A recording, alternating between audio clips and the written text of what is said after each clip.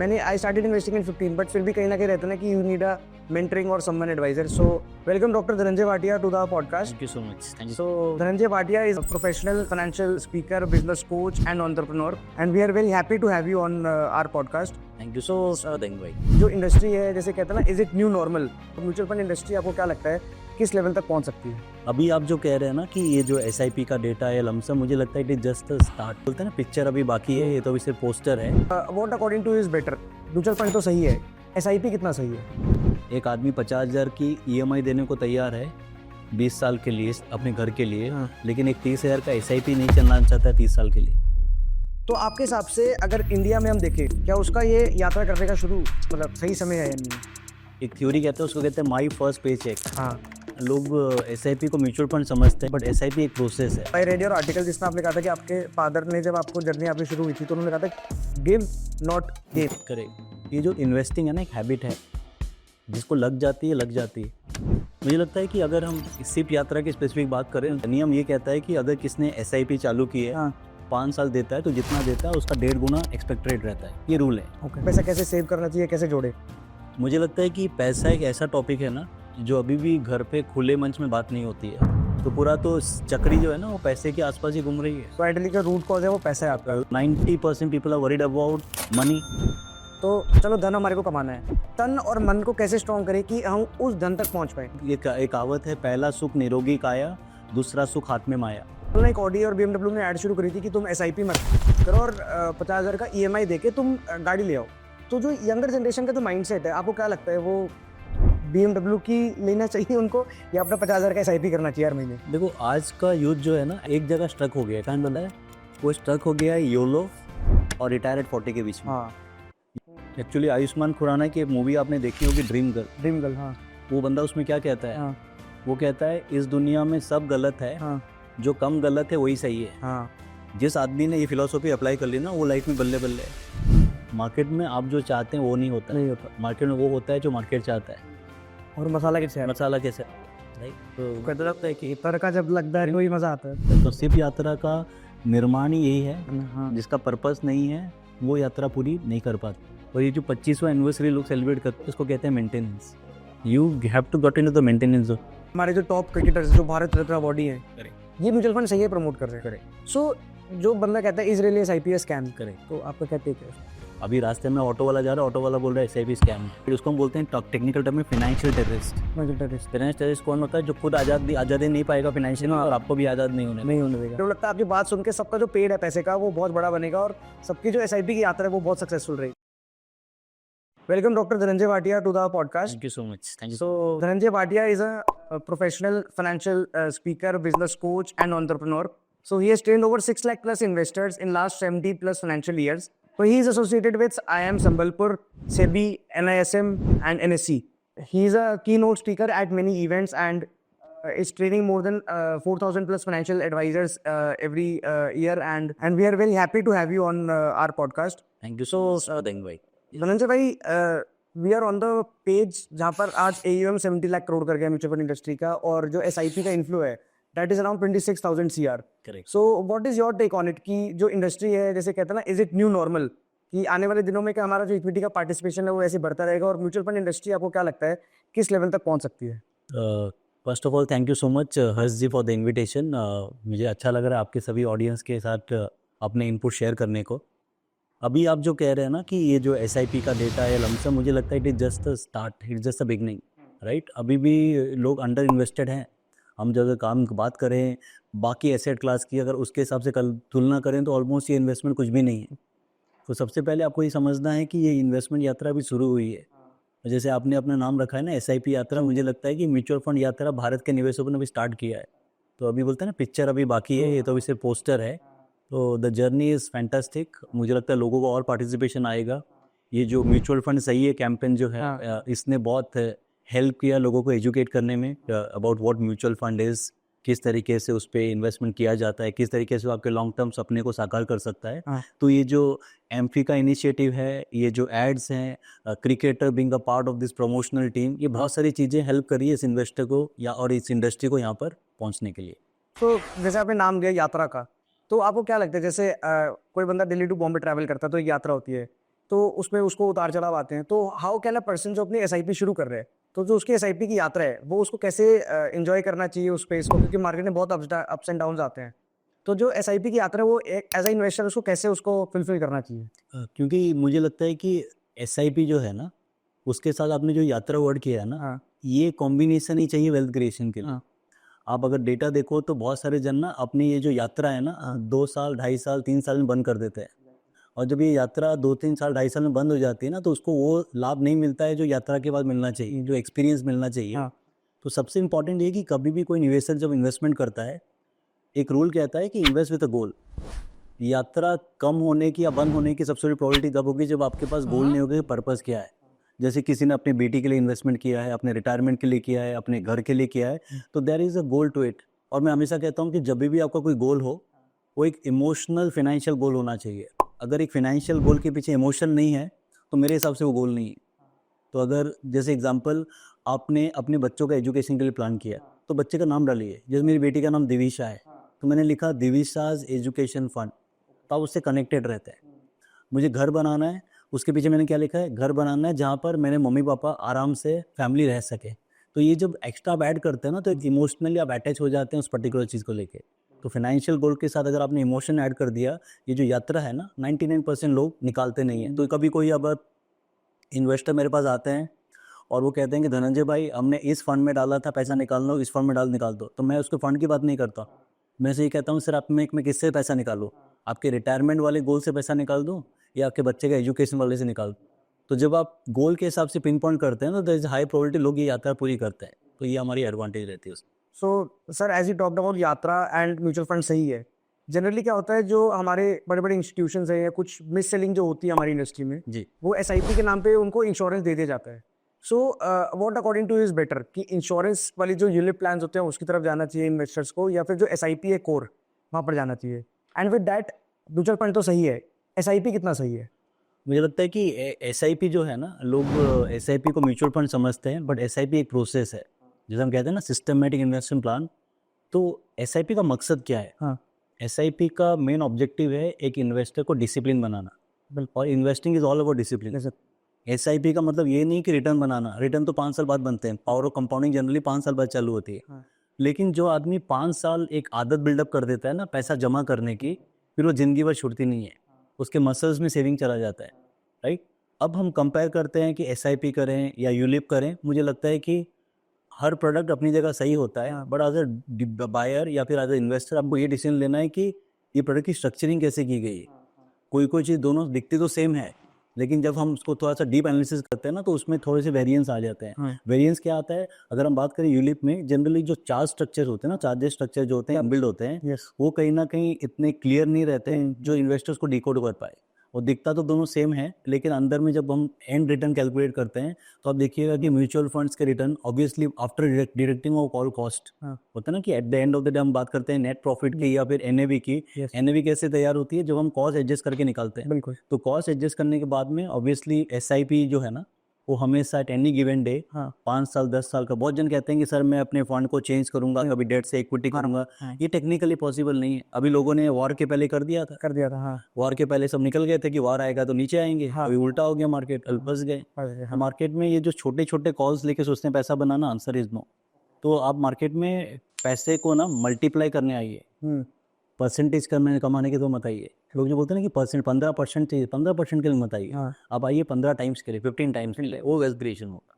So I guess जो एक 15% से लेके 15 टाइम्स का है, ये भी एक माइंडसेट की यात्रा ये है। भी यात्रा है। तो जैसे एक सिप की यात्रा है, ये आई गेस माइंडसेट की एब्सोल्युटली हमारी यात्रा है। यात्रा है कि आप पर्पस क्या इंटेंड कर रहे हैं उसके बाद। सो जनरली क्या होता है सर, जैसे हमने यात्रा की बात करी, तो कुछ लोग कहते हैं कि मैं अपनी यात्रा 25 के एज पे शुरू करूंगा, कुछ कहते हैं 30 पे, कुछ कहते हैं 35 पे, और कुछ को तब शौक आता है जब उनका रिटायरमेंट नजदीक आने वाला होता है। तो आपके हिसाब से अगर इंडिया में हम देखें, जो आने वाली जनरेशन है या जो करंट जनरेशन है, हमारी जो फादर है 30 to 40 के एज में, 50 के एज में, उनकी एक्चुअल यात्रा कब शुरू होनी चाहिए थी? और क्या अगर वो लेट हो रहे हैं, जैसे अगर कोई person near to the retirement है, क्या उसका ये यात्रा करने का शुरू मतलब सही समय है या नहीं है? नियम ये कहता है कि आप अपनी तैयारी तब शुरू करें जब आपकी कमाई चालू हो गए। एक थ्योरी कहता है, उसको कहते हैं माई फर्स्ट पे चेक। हाँ, तो जो आदमी अपने पहले इनकम से ये स्टार्ट नहीं करे ना, अगर आपको लग रहा है कि 10 साल बाद चालू कर देगा, आंसर इज ऑब्वियसली नो। क्योंकि 23 साल की उम्र में खर्चे होंगे, 35 साल में उससे ज़्यादा होंगे, जिम्मेदारी बढ़ जाएगी। तो सबसे पहले एक तो नियम ये है कि जब आप शुरुआत करें अर्निंग, तब से आपकी यात्रा शुरू होनी है। तो आप देखेंगे पावर ऑफ कंपाउंडिंग की हम बात करते हैं, पावर ऑफ कंपाउंडिंग सबसे इंपॉर्टेंट फैक्टर तो टाइम। हाँ एक बंदा जो 25 साल में शुरू करता है, 35 साल में शुरू करता है, ज़्यादा इन्वेस्टमेंट अमाउंट का डिफरेंस नहीं आएगा, डिफरेंस आएगा कंपाउंडिंग को लेके। और हमेशा एक कहीं किसी मैंने सुना था, कहीं किसी शायर ने कहा था, वो कहते हैं कि आपको ना रिटायरमेंट की प्लानिंग उस दिन से शुरू करनी है जिस दिन से आपकी पहली कमाई चालू हो। क्योंकि आज से 30 साल बाद हर्ष भाई आप बूढ़े हो जाएंगे, मैं भी बूढ़ा हो जाऊंगा। और नियम कहता है कि जब आप बूढ़े हो जाएं तब आपका पैसा जवान हो जाना चाहिए। क्योंकि आज जो आपके पास एनर्जी है, आज जो स्किल है, शायद 20 साल 30 साल बाद वो इतनी रेलिवेंट नहीं रहे। तो जब जवानी में अगर आप गरीब है ना तो चलेगा, क्योंकि जवानी में गरीबी के साथ आपके पास एनर्जी है। और बुढ़ापे में नहीं तेरे पास पैसा है, नहीं एनर्जी है ना, तब ज़्यादा दिक्कत होती है। तो ये जो प्लानिंग है ना, ये मोहताज नहीं है कि आपकी, बहुत जन कहते हैं कि सर मेरी इनकम बढ़ेगी तब मैं करूँगा, ये भी अपने आप में मिथ है।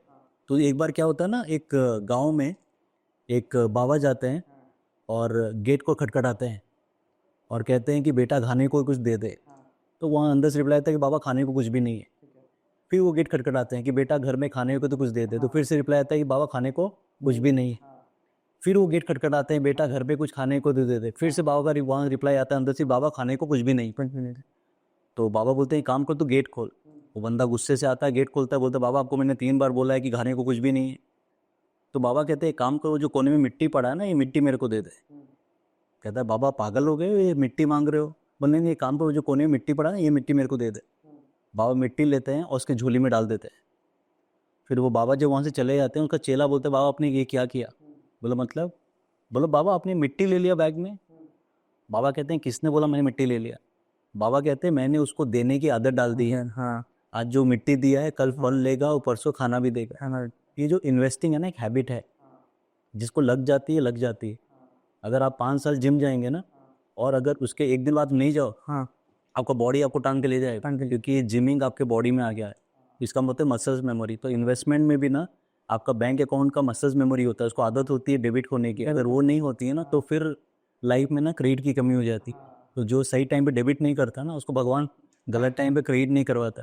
तो वही इंपॉर्टेंट है। सो जैसे आपने कहा कि मैंने उनको आदत डाल दी देने की। आदत। सो आई रेड योर आर्टिकल जिसमें आपने कहा था कि आपके फादर ने जब आपको जर्नी आपकी शुरू हुई थी तो उन्होंने कहा था गिव नॉट गेन, करेक्ट या फिर गिव बिफोर गेन। करेक्ट। तो आपकी क्या फिलॉसफी है उस पर कि मतलब जो इन्वेस्टर है उसको कितना अपना टाइम देना चाहिए, या अगर वो इन्वेस्ट भी कर रहा है तो किस माइंडसेट से करे ताकि उसको एक अच्छा गेन हो? मुझे लगता है कि अगर हम इस सिप यात्रा की स्पेसिफिक बात करें तो सिप में 5 साल होता है फाउंडेशन फेज, जैसे हम चाइनीज बैम्बू की बात करते हैं कि 5 साल तक जो है कुछ बदलाव नहीं दिखता है। हाँ। बस वही मैजिक काम करता है सिप के ऊपर। तो नियम बहुत सिंपल है। नियम ये कहता है कि अगर किसने SIP चालू की है, हाँ 5 साल देता है तो जितना देता है उसका 1.5 गुना एक्सपेक्ट रेट रहता है। ये रूल है। ओके। अगर उसने 10 साल दे दिया तो जितना दिया उसका 2 गुना। उसने अगर 15 साल दे दिया तो जितना दिया उसका 4 गुना। उसने 20 साल दे दिया तो जितना दिया उसका 8 गुना। तो लुक एट द मल्टीप्लिकेशन। ये जो 8 टाइम्स है ना, सपोज किसी बंदे ने अगर 1 लाख रुपया दिया है, उसकी वैल्यू 8 लाख होने की प्रोबेबिलिटी बढ़ जाती है। किसने 10 लाख दिया तो 80 लाख, किसने 1 करोड़ दिया तो 8 करोड़। तो आदमी जो एक आज के डेट में प्लान कर रहा हो 1 करोड़ तो पहुंच रहे, वो 8 करोड़ रुपये वहाँ पर उसको बन जाते हैं। ये जो जर्नी है, ये जो कंपाउंडिंग है, ये तभी हो पाएगा जब एक इन्वेस्टर ना अपने आप को इन्फॉर्मेशन, ज़्यादा मार्केट के ज्ञान, ज़्यादा मीडिया रिपोर्ट, ज़्यादा फिन इन्फ्लुएंसर से जितना दूर रखेंगे उतना ज़्यादा बेनिफिट मिलेगा। अदरवाइज हर दिन एक स्कीम आएगा, हर दिन एक NFO आएगा और लोग अपनी स्कीम को इधर उधर बदलते रहते हैं, वहाँ पर गलती हो जाती है। सो आइडली क्या सर, हमने सैलरीड इन्वेस्टर्स के लिए बात करी या फिर उनके लिए बात करी जिनकी एज अबव 20 है। आई स्टार्टेड माई इन्वेस्टिंग, मेरी जो सिप यात्रा शुरू हुई वो हुई थी एज 15 पे। ओके। तो जो मेरे जैसे बच्चे हैं अभी इस टाइम पे, क्योंकि हमारी जो ऑडियंस है वो ऐसी है जो स्कूल गोइंग स्टूडेंट्स है, जो एज 9th, जो क्लास 9th और 10th में है या 11th 12th में है। करेक्ट। तो क्या होता है, कॉमर्स वाले जो बच्चे होते हैं उनको तो कहीं ना कहीं BST और इकोनॉमिक्स के थ्रू पता चल जाता है कि what is market and this. अगर जो मेडिकल की पढ़ाई कर रहे हैं, जो अभी 9 to 12 के जो स्टूडेंट्स हैं, क्योंकि उनको समझ आ जाती है कि पैसे मेरे को जोड़ना है, मेरे को बनाना है, तो आपका जो सजेशन है उनके लिए क्या होगा कि उनको अपना पैसा कैसे सेव करना चाहिए, कैसे जोड़े? मुझे लगता है कि पैसा एक ऐसा टॉपिक है ना जो अभी भी घर पे खुले मंच में बात नहीं होती है। हाँ।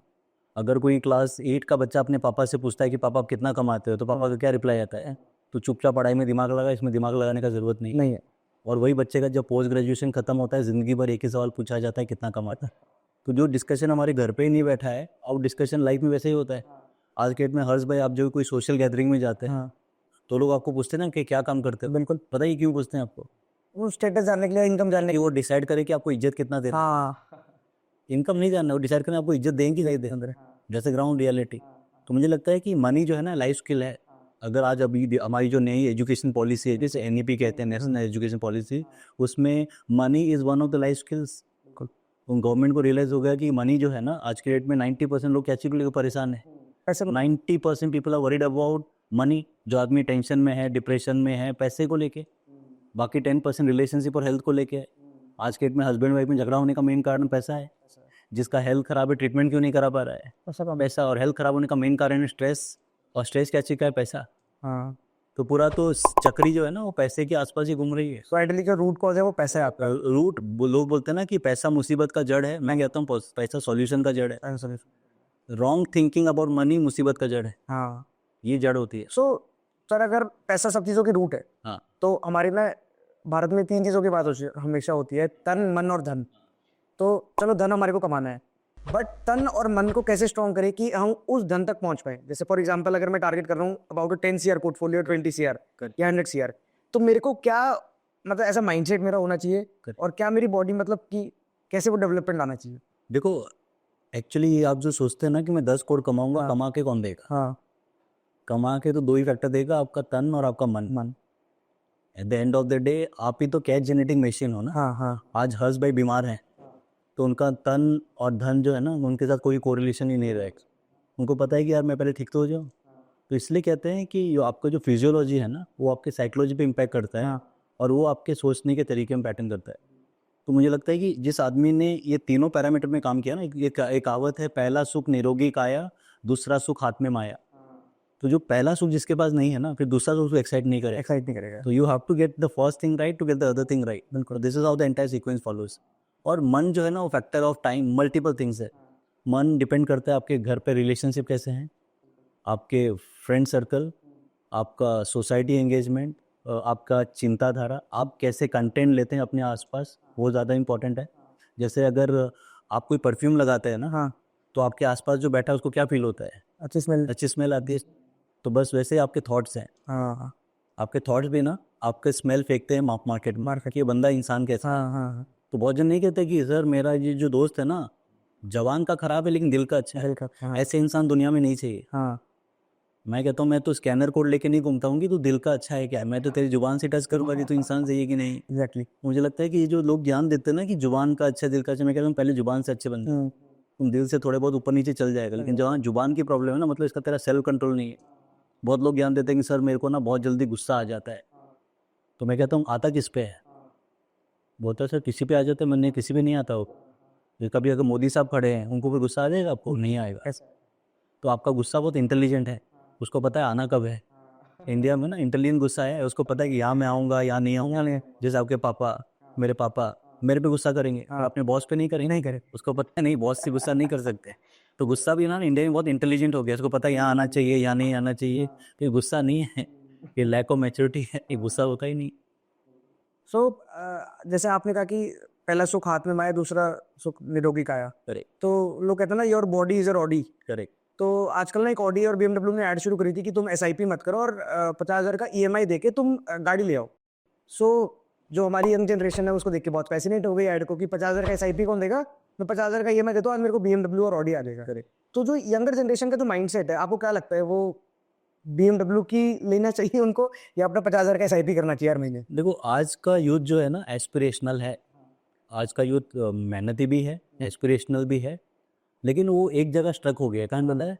वो स्ट्रक हो गया है योलो और रिटायर एट 40 के बीच में। हाँ, योलो होता है यू ओनली लिव वंस, और ये कहता है कि मैं 40 में रिटायर होना चाहता हूँ। अब ये दोनों में उसको डिफेंड करने के कल खर्चे करूँ, ये 40 में रिटायर हो जाओ। मुझे लगता है balancing is the need of the hour. हाँ। और उसका फाउंडेशन जो है ना आज का ये यूथ को समझ में आ जाए ना कि अगर वो फंसेगा ना तो इसका एक ही कारण होगा, EMI। EMI will make you financially more indiscipline. एक आदमी 50,000 की EMI देने को तैयार है 20 साल के लिए अपने घर के लिए, हाँ। लेकिन एक 30,000 का SIP नहीं चलाना चाहता है 30 साल के लिए।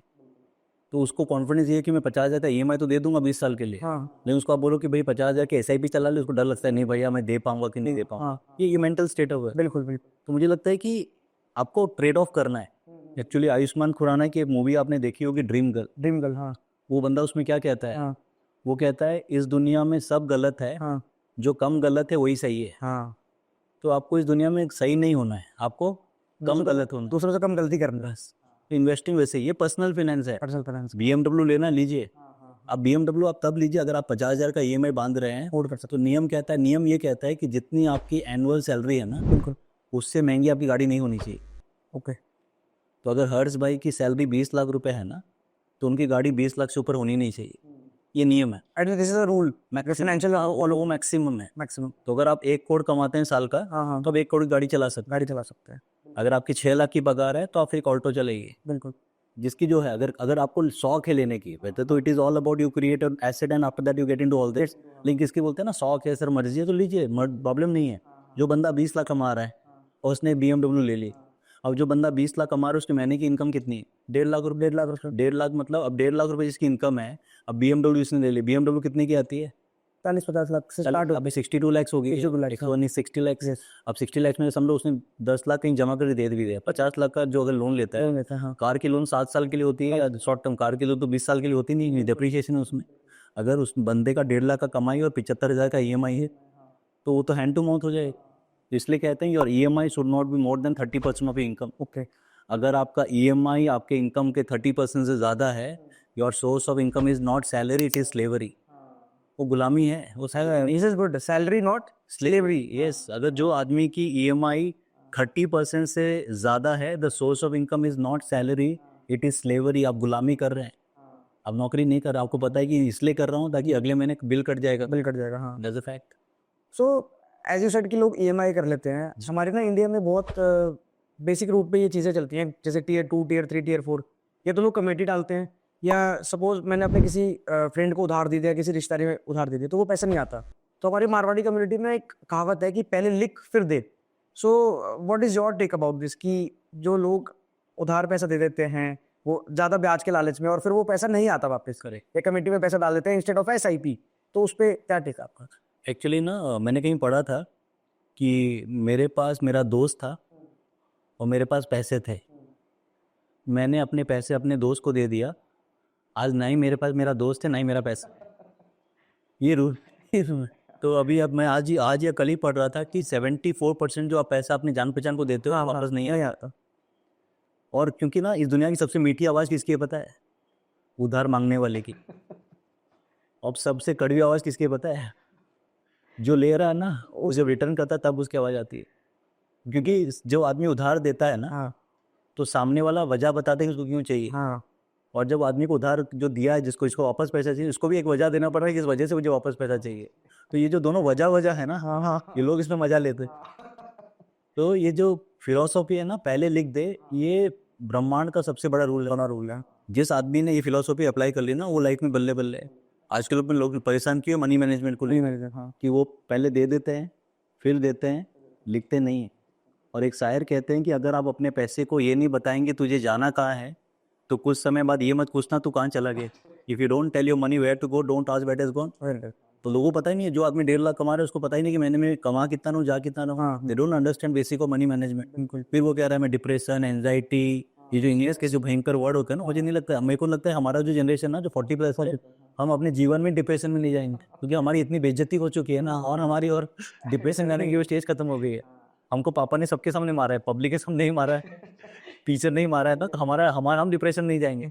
लेकिन आज का जनरेशन ज़्यादा है, उसको टीचर चिल्ला दे तो बोलते आई वॉज असॉल्टेड। ये असॉल्टेड वर्ड कहाँ से आता है भगवान जाने। तो आगे मेरे पापा अगर ना स्कूल में अगर मेरे को टीचर मार दे और पापा को पता चला ना, तो पापा और मारते कि मार खा के क्यों आए।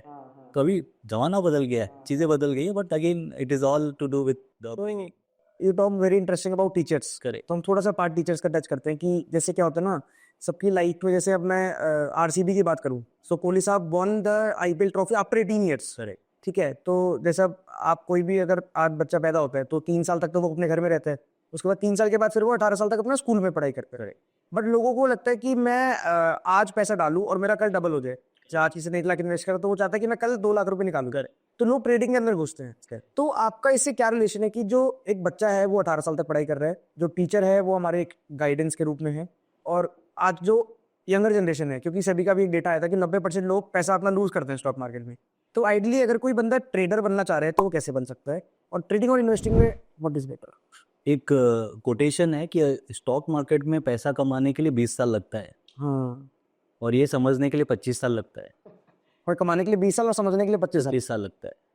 यानी एक चीज़ तो क्लियर है कि जो आदमी को एक्सपीरियंस है ना उससे जुड़ जाइए, अदरवाइज अपने एक्सपीरियंस से तो 25 साल लग जाएंगे। और दूसरा कोटेशन ये कहता है कि अगर आपको आस्ते आस्ते पैसा कमाना है स्टॉक मार्केट में तो 15 साल लगेगा, अगर आज से आराम से, और अगर आपको हड़बड़ी है तो 20 साल लगेगा। हाँ, समझ रहे हैं? अब आपको अगर आपको आस्ते आस्ते कमाना है ना, स्लोली रिलैक्स होके, तो 15 साल लगा ली, लेकिन अगर हड़बड़ी है तो 20 साल लगेंगे।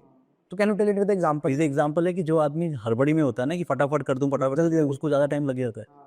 एक रूल कहता है slowly is the fastest way, जल्दी। सबसे फास्टेस्ट वे स्लोली। अब ट्रेडिंग और investing different game all together. Trading है you talk about economy, you talk about getting married to a stock, तो हम लॉन्ग टर्म की बात करते हैं। You buy a theme, you own a particular company, मतलब होता है ना वहाँ इन्वेस्टर नहीं, अब इन्वेस्टर बनते हैं। इन्वेस्टर। ट्रेडिंग में ओनरशिप नहीं होती है, ट्रेडिंग में जो होता है वो मुनाफे की बात होती है, आज लिया कल बेचा। ट्रेडिंग में लोग पैसा बनाते हैं, आंसर इज यस, लेकिन आप डेटा देखो 95% कमाते हैं, 5% कमाते हैं, 5% तो कमा ही रहे हैं। कमाई रहे। अब ये जो नहीं कमा रहे हैं इसमें गैप क्या आ रहा है? गैप 3 चीज़ का है, समझ, समय एंड स्वयं। समझ। समझ, समय एंड स्वयं। हाँ। पहला, जिसके पास ज्ञान नहीं होगा नुकसान कर देगा। आप ट्रक चला रहे हैं, आपको चलाना नहीं आता है, वो एक्सीडेंट हो गया, गलती किसकी है? हमारा आपकी है कि ट्रक की? ऑब्वियसली आपकी। हमारी। तो वैसे जो नुकसान करता है गलती वो मार्केट को कहता है, गलती उसकी है। है। दूसरा है समय। हाँ। जो लोग बोलते हैं ना कि मैं आज डाल के आज सीख के 2000 का कोर्स अटेंड करके सीख लूँ, नहीं कर पाएगा, क्योंकि लक्ष्मी जो है ना, लक्ष्मी और सरस्वती जी का कॉम्बिनेशन चलता है लाइफ में। जो वर्ड है EARN, अर्न, हाँ। अर्न के अगर लेटर में आगे आप L लिखा दे तो क्या होता है? लर्न। लर्न। तो लर्न के अगर उससे L निकलता है फिर आके अर्न में आता है। तो आदमी क्या है यहाँ पर अर्न मोड में पहले आता है और वो लर्न मोड में बाद में आने जाए। तो जो दूसरा वाला फैक्टर है ना कि समय और समझ, ये कॉम्बिनेशन फेल हो जाता है। और तीसरा है स्वयं, self control. Investing is temperament, trading is temperament. मैं आपको ग्राफ दिखा दूं, चार्ट दिखा दूं, सब टूल्स दे दूं, फिर भी आप नहीं कर पाएंगे। क्यों पता है? आपका टेम्परामेंट आपको अलाउ नहीं करेगा। ज्ञानी तो भरे हुए हैं, आज के डेट में ज्ञान की किताबें भरी हुई हैं, टेम्परामेंट कहाँ से आएगा? Temperament will come with time, tempera will come with maturity, temperament will come with experience. बिल्कुल। तो एक लेखक कहते हैं good decision will come from experience and experience will come from bad decision. हाँ। तो अच्छा डिसीजन एक्सपीरियंस से आएगा, एक्सपीरियंस बैड से डिसीजन से आएगा। तो बोलते हैं कि लाइफ में ठोकर खाना चाहिए, हाँ। और आप नई वाली ठोकर खाइए। तो जिसने ऑलरेडी पुरानी ठोकर खा चुकी है ना, उससे सीख लीजिए कहाँ नहीं खाना। हाँ करनी। आप खाओ तो नई ठोकर खाइए। अब पुरानी वाली ठोकर खा के लाइफ बहुत छोटा है। बहुत बहुत। तो दूसरा जिससे ठोकर खाया ना उसको सब मिला लीजिए अपने साथ, उसके बोलिए भैया कहाँ खाए, तो बोलेगा यहाँ यहाँ मैंने ठोकर खाया। तो फिर आप नई वाली खाइए, लेकिन पुरानी खाएंगे तो फिर आप लाइफ किल कर रहे हैं। लाइफ का। तो हमारे जो इन्वेस्टर हैं, जैसे अब हम क्रिकेटर्स की बात करते हैं, सब लोग उसको प्रमोट कर रहे हैं। कोई कहता है SIP से स्कैम, जैसे इंस्टाग्राम पे आजकल चला था। सो मेरे को बहुत लोगों ने भेजा कि क्या रियली SIP से स्कैम। फिर इधर से हमारे जो टॉप क्रिकेटर्स जो भारत रत्न अवॉर्डी हैं, धोनी, सचिन जी, रोहित शर्मा जी, ये म्यूचुअल फंड सही है प्रमोट कर रहे हैं। सो जो बंदा कहता है इज रियली SIP स्कैम करे, तो आपका क्या टेक है उस पर? देखो एक्चुअली क्या होता है ना, जो बंदा जो कहता है ना कि SIP स्कैम है, मैं हमेशा सबको कहता हूँ, मुझे भी एक वीडियो आया था, मैं कहता हूँ जो बंदा बोल रहा है ना, पहले इसकी ऑथेंटिसिटी क्या है, या इसका बोलते हैं ना कि what is his face value to talk about this topic. अभी रास्ते में ऑटो वाला जा रहा है, ऑटो वाला बोल रहा है SIP स्कैम है, इससे आपको क्या लेना देना? क्या लेना देना? इसका मतलब ये है कि जब आप जिस सोर्स से इन्फॉर्मेशन लेते हो ना, पहले उसको चेक करो कि पहले तो उसका नाम भी नहीं पता ये बंदा है कौन, फिर आपको वो क्लाइंट इन्वेस्टर वीडियो फॉरवर्ड कर देता है। 10 साल, 15 साल, 20 साल, 5 साल, 20-30 साल, आप इतिहास निकालिए, हाँ। डेटा निकालिए, जेन्युइन इन्वेस्टर को सामने खड़ा कीजिए, हाँ। सब बताएंगे कि they had a great experience. और पैसा बनता है। पैसा बनता है, क्योंकि मार्केट और इकोनॉमी और इन्वेस्टमेंट सब कनेक्टेड है। आज अगर आपके खर्चे बढ़ेंगे, आपकी ज़रूरतें बढ़ेंगी, आपकी लाइफस्टाइल बढ़ेगा, तो आप खर्चा करेंगे, आप अपग्रेड करेंगे, हाँ। और आपका मार्केट रिफ्लेक्ट करता है आपकी इकोनॉमी में। कौन? तो आज से 20 साल पहले लखपति बड़ा आदमी होता था, अभी करोड़पति बड़ा आदमी। तो क्या हुआ कि लखपति इज मूव फ्रॉम करोड़पति। करोड़पति। ये जो मूवमेंट होती है ना, मार्केट कैप्चर करता है। तो जब लोग पैसा कमा नहीं पाते हैं, जब लोग को थोड़ा मिसगाइड, उसको हम बोलते हैं टेक्निकल टर्म में फाइनेंशियल टेररिस्ट। फाइनेंशियल टेररिस्ट कौन होता है? जो खुद आज़ादी नहीं पाएगा फाइनेंशियल, और आपको भी आज़ाद नहीं होने देगा। This are the people will create all this. तो जैसे आप तो जब आप सचिन तेंदुलकर साहब की बात करते हैं, महेंद्र सिंह धोनी की बात करते हैं, this are all brand. Tendulkar साहब तो भारत रत्न है। जब वो कुछ कॉल लेते हैं ना पब्लिक डोमेन में, ऐसा नहीं कि उनको पैसे की ज़रूरत है, he has made enough money इस जन्म में कि अगले 10 जन्म में जिन चल पाए। जब वो अपना फेस वैल्यू देते हैं ना, उनकी टीम बहुत सोचती है। तो they are people who give them faces. जब अपने चेहरा दे रहे हैं ना, तो कुछ ना कुछ सोच के दे रहे हैं। सब लोगों का एक्सपीरियंस बहुत अच्छा रहा है। एक्सपीरियंस अच्छा था। सो आइडली अभी आपने बोला एक वर्ड फाइनेंशियल टेररिस्ट, तो जैसे अगर हमारे ऊपर किसी कंट्री ने अटैक कर दिया तो हम उसका ऑपरेशन सिंदूर कर देते हैं। तो अगर कोई फाइनेंशियल टेररिस्ट है आपका, जैसे आपने बोला कि कोई दोस्त है, मैं नहीं कमा रहा तो वो मेरे को भी नहीं कमाने पे, या कोई ऑटो वाला है उसने कुछ गलत बोल दिया तो मैंने उसको मान लिया है, तो इन फाइनेंशियल टेररिस्ट से दूर कैसे रहें? और जो आपने स्वयं की बात करी वो सेल्फ कंट्रोल कैसे लाएं? देखो सेल्फ कंट्रोल जो है ना, वो बहुत, मैं बोलता ना 100 में से एक जन जो है जो संत वाले गुण से पैदा होता है, बाकी 99% को दिशा दिखाने वाला कोई चाहिए। यहाँ पर रोल आता है एडवाइज़र। हेड भाई। मुझे लगता है कि एक कोच, एक मेंटर, एक एडवाइज़र, ये कोई भी फील्ड हो, whether it is cricket, whether it is investment, whether it is any field, उसके बिना यात्रा अधूरी है। तो आप बोलते हैं ना यात्रा, जैसे बोलते हैं ना माउंटेन जाओ क्लाइंबिंग करते हैं, तो एक शेरपा के बिना माउंटेन क्लाइंबिंग अधूरा है। तो इसका मतलब ये है कि बंदे को क्लाइंबिंग नहीं आता, वो बताता है कि क्या नहीं करना है। इन्वेस्टिंग इज़ ऑल अबाउट क्या नहीं करना है। तो जब आदमी के पास एक गाइड नहीं होता, एक डिस्ट्रीब्यूटर, एक एडवाइज़र नहीं होता है ना, वो गलती करेगा, क्योंकि उसको बात करने वाला नहीं है।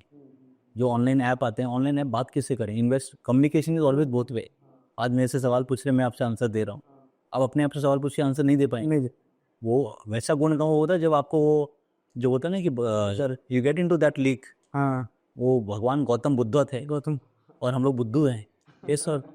तो हम बुद्धू लोग जो है ना, वो वाली गुण हम में नहीं जा सकती है, राइट? तो हमारी में वो आई नहीं ताकत, वो आएगी भी नहीं। तो यू हैव टू रियलाइज कि let in get in touch with people who are more experience in than domain, वो आपको गाइड कर सकते हैं। तो जैसे आपने कहा हम बुद्धू हैं, तो हम गौतम बुद्ध तो बन नहीं सकते। नहीं बन सकता। तो अब जैसे 2008 में ग्लोबल फाइनेंशियल क्राइसिस आया, 13 टू 14 में गवर्नमेंट शिफ्ट आया, 16 में डीमोनेटाइजेशन आया, 18 में जीएसटी, 20 में कोविड, करेक्ट। और अभी रिसेंटली जो सबसे बड़ा था इंडिया पाकिस्तान वॉर। करेक्ट। तो आइडली स्वयं पे तो हमने बात करी कि सेल्फ कंट्रोल वो 100 में से एक बंदा रख पाता है। करेक्ट।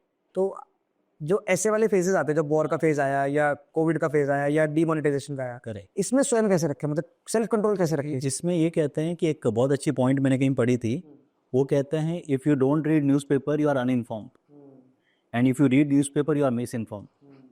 अगर आप अखबार नहीं पढ़ रहे हैं तो जानकारी नहीं मिल रही है, और पढ़ रहे हैं तो गलत जानकारी मिल रही है। जिन्होंने अपने इन्वेस्टमेंट के साथ न्यूज़ को ज्वाइन कर लिया ना, पैसा नहीं बनाएंगे। आप देखो पिछले 1 साल में सब कुछ उल्टा उल्टा हुआ है, सब कुछ जो एंटिसिपेशन था सब उल्टा हुआ है। हम कह रहे थे जून के महीने में अब की बार 400 पार, हाँ आए कितने वोट? 240। बिल्कुल। आपको लगा वार होगा, वार सीज फायर हो गया। आपको लगा ट्रम्प साहब इंडिया का दोस्त होगा, ट्रम्प पलट गया। आप देखिए ना, मार्केट में आप जो चाहते हैं वो नहीं होता है। नहीं होता। मार्केट में वो होता है जो मार्केट चाहता है। अब अगर आप जो चाहते हैं वो नहीं होता और होता वो है जो मार्केट चाहता है, तो वही करने दीजिए मार्केट जो मार्केट चाहता है। मार्केट कहता है कि आप बने रहिए। मैं ट्रेनिंग में ये कहता हूँ कि पनीर का रेट ज़्यादा है कि पनीर टिक्का का?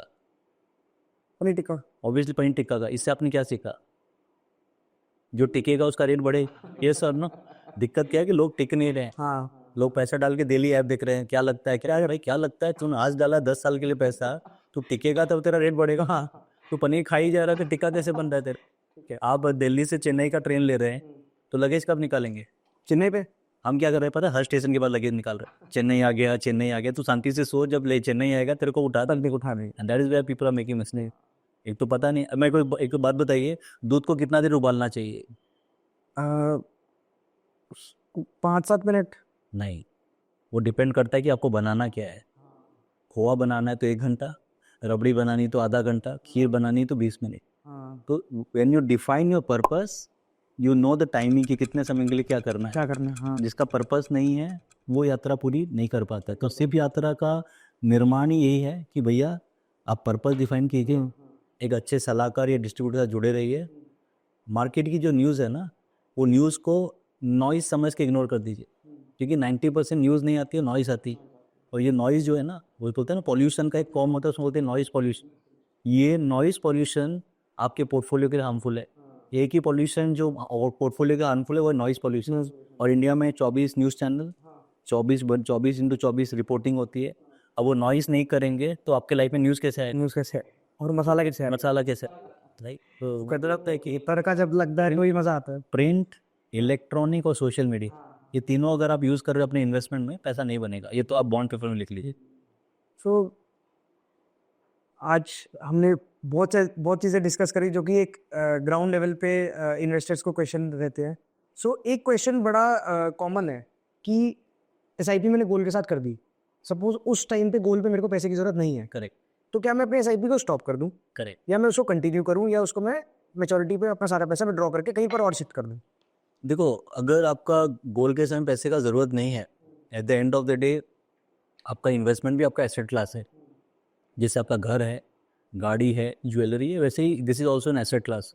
नियम कहता है कि अगर ज़रूरत नहीं है, बने रहिए, और आपकी अगर करंट स्टेटस अलाउ करती है तो उसमें इन्वेस्टमेंट कंटिन्यू रखिए। एनीवेज पैसा जमा ही हो रहा है, खर्चे नहीं हो रहे हैं।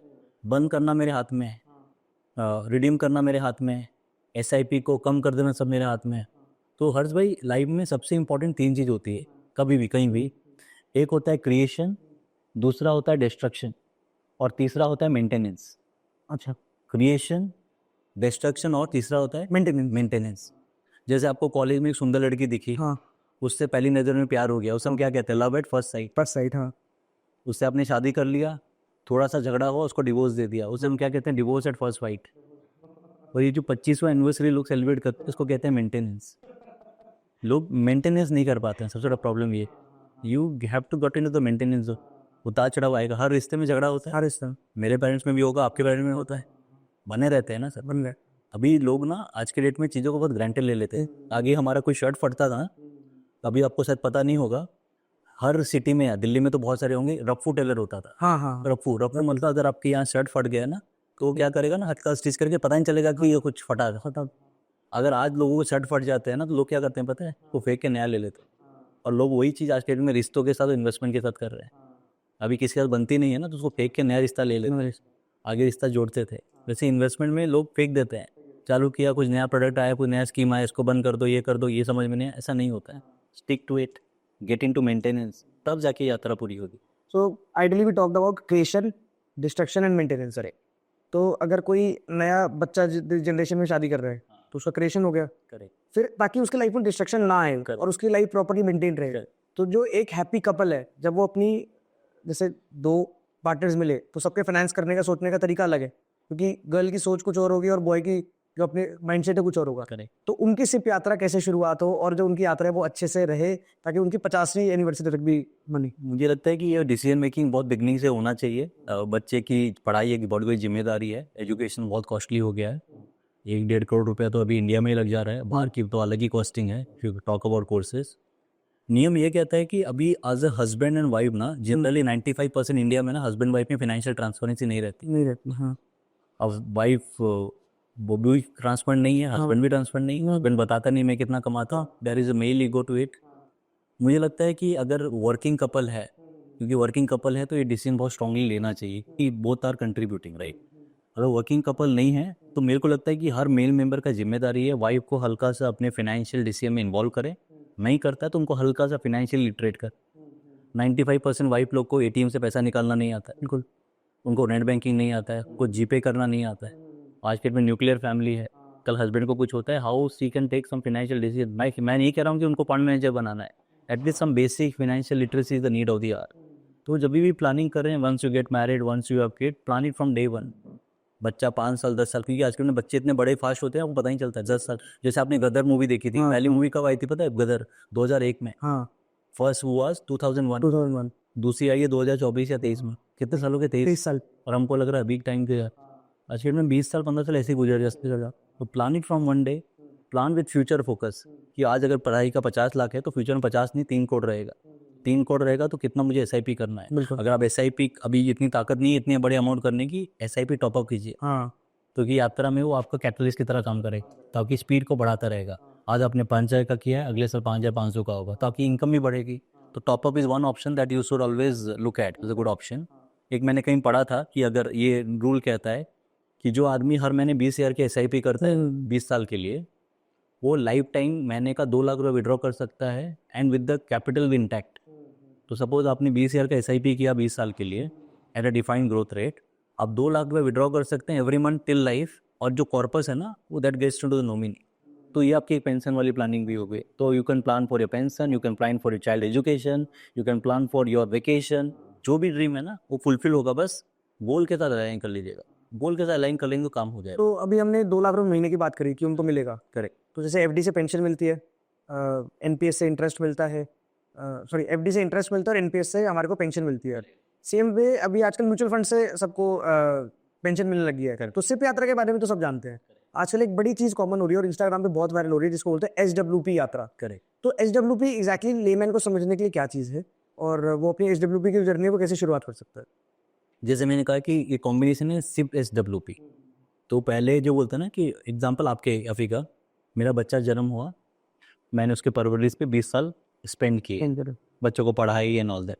अब मेरे बच्चा नौकरी पे आ जाता है, तो नौकरी पे आता है तो घर पे पैसा लाके लाख देता है, यानी पहले पापा उसका निर्माण करते हैं, फिर ही टेक्स केयर ऑफ द पापा। That is of the combination. तो आपने SIP की 20 साल के लिए, तो आपने एक पेड़ बना दिया। अब ये पेड़ जो बन गया ना, फिर ये आपको ये फल देगा। तो ये फल तभी देगा जब पेड़ लगाया आपने। तो SWP जो फल पेड़ आपके पास है, अब आप चाह रहे हैं कि उस पेड़ से, पेड़ को नहीं काटें, उसके साथ जो फल आ रहे हैं ना वो खाली आप कंज्यूम करें, ताकि पेड़ वैसे रहे और फल आता रहे। तो SWP इज द फल ऑफ SIP। तो SIP जो है ना वो बीज है, उसको आप डालेंगे ना और थोड़ा सा पानी और थोड़ा सा बोलते हैं ना करते करने आएंगे तो वो बीज पेड़ बन जाता है। और जो पेड़ बनता है ना 20 साल के बाद में वो पेड़ जो है ना फल देने लायक हो जाता है। और जो फल है ना वो SWP है। तो this is how the entire journey starts. So I guess Ranjit ji के साथ बात करके आप सबको बहुत मजा आया होगा और मैंने आज खुद बहुत चीज़ें सीखी क्योंकि मैंने I started investing in 15 but फिर भी कहीं ना कहीं रहता है ना कि यू नीड अ मेंटरिंग और समवन एडवाइजर। सो आज मैंने भी बहुत कुछ सीखा और आई गेस सिर्फ एक यात्रा है आपकी। तो जैसे धनंजय भाई ने कहा, हमने बच्चों के बारे में बात करी, मैरिज के बारे में बात करी और रिटायरमेंट के बारे में बात करी। So thank you very much Dhananjay भाई for coming to our podcast. और मेरे को लगता है आपकी बात सुन के सबका जो पेड़ है पैसे का वो बहुत बड़ा बनेगा और सबकी जो SIP की यात्रा है वो बहुत सक्सेसफुल रहेगी। Thank you so much. तो